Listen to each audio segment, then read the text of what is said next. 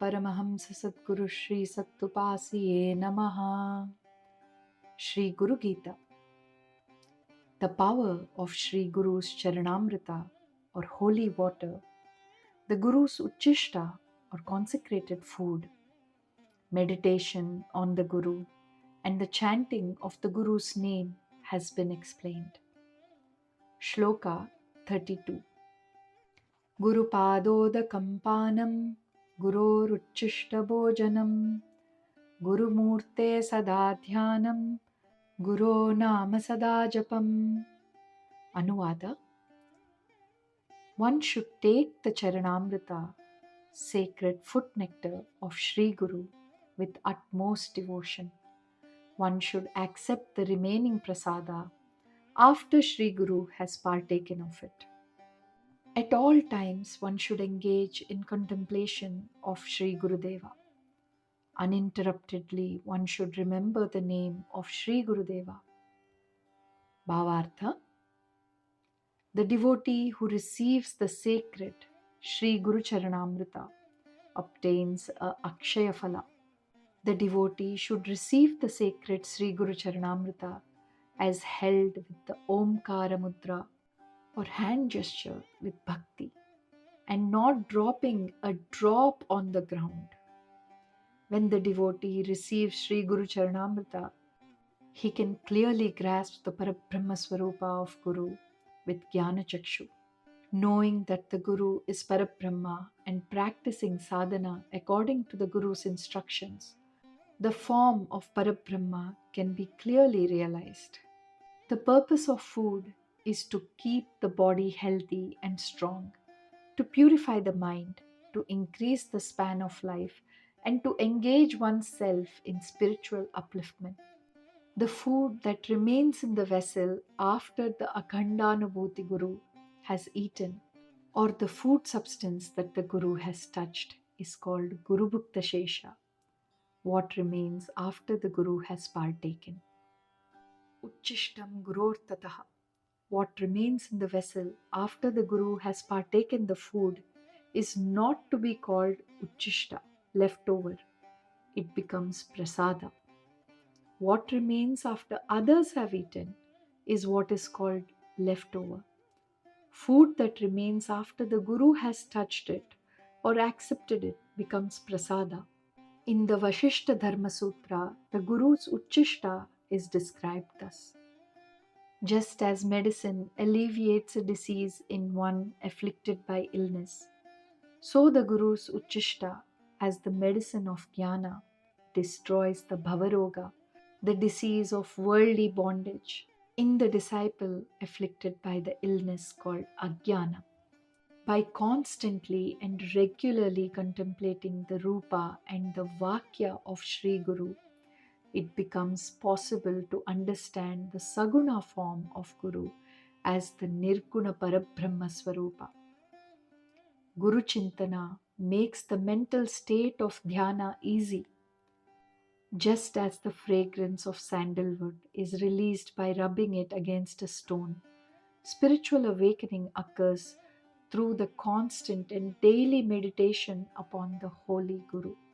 The wisdom to perceive the Holy Guru as the attributeless Parabrahma or Nirupadika Parabrahma is attained through constant and uninterrupted meditation. The jnana by which one beholds Sri Guru as the unconditioned Parabrahma is obtained through the unceasing meditation. One should chant and remember the Guru's name at all times and in all states of being. In Satya Yuga, the battle occurred between two worlds, Devaloka and Asuraloka. In Treta Yuga, Ramayana happened. The battle occurred between two different lands. In Dwapara Yuga, the battle occurred between relatives of the same family, the Pandavas and the Kauravas. But in Kali Yuga, both what is bad and what is good dwell within the same being. A battle takes place between evil and good. Because evil is close within the human being, not knowing what eternal bliss is, People wander seeking unstable material pleasures. There is complete ignorance about what is real. In Satya Yuga, the merit of tapas; in Treta Yuga, yajnas; in Dwapara Yuga, puja and vratas; and in Kali Yuga, nama sankirtana. These are the most excellent meritorious acts. Japa yajnat paro yajno na parostiha kaschana. Tasmad japen dharmartha kama mokshancha sadhayet. In this world, there is no yajna superior to japa yajna. Therefore, Lord Ishvara teaches that one should attain dharma or righteousness, artha, wealth, kama, desire, and moksha, liberation, through the practice of japa or chanting itself. Therefore, through japa itself, one should attain dharma, artha, kama, and moksha. Thus, Ishvara declares. The greatness of the Nama cannot be established through reasoning, but through bhakti, shraddha, and constant repetition. It comes into one's experience. Once, Sant Kabir Das sent his son Kamal to Sant Tulsi Das. Tulsi Das wrote the name of Rama upon a tulsi leaf and sprinkled the water of that tulsi leaf upon many leprosy afflicted people, and all of them were cured. Seeing this, Kamal was astonished. Once Kamal went to Surdas. The blind Surdas asked Kamal to bring a corpse that was floating in the river. He uttered the name of Krishna into the corpse's ear and it became alive again. When devotees repeat the name without even noticing, they rise to wondrous spiritual height. They lose their body consciousness. The splendor of the greatness of the name is beyond description. Whatever the distinction of words may be, Parameshvara establishes that Sri Guru is Parabrahma. Paramahamsa Sadguru Sri Sattupasiya Vacha. That Parabrahma fills everything, inside and outside the hearts of all beings, everywhere, without gap or break. It shines eternally, pervading all. Yet we fail to recognize it. Why? Because we are bound by Deha Bhava, the strong identification with the body.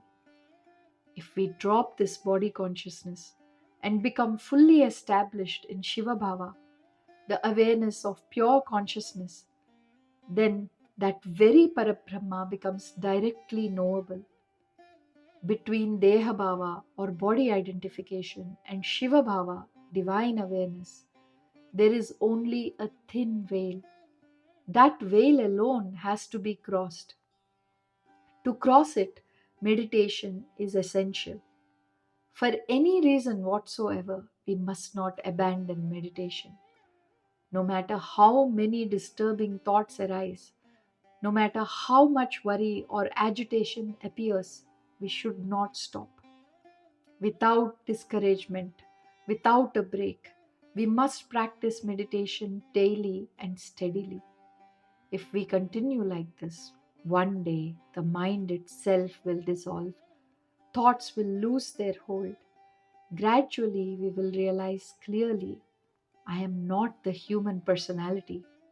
I am the witness of this body. When in meditation, there is no thought at all. The experience of that state becomes an experience of pure bliss. To reach this state, practices such as bhajana or mantra japa are given as spiritual disciplines.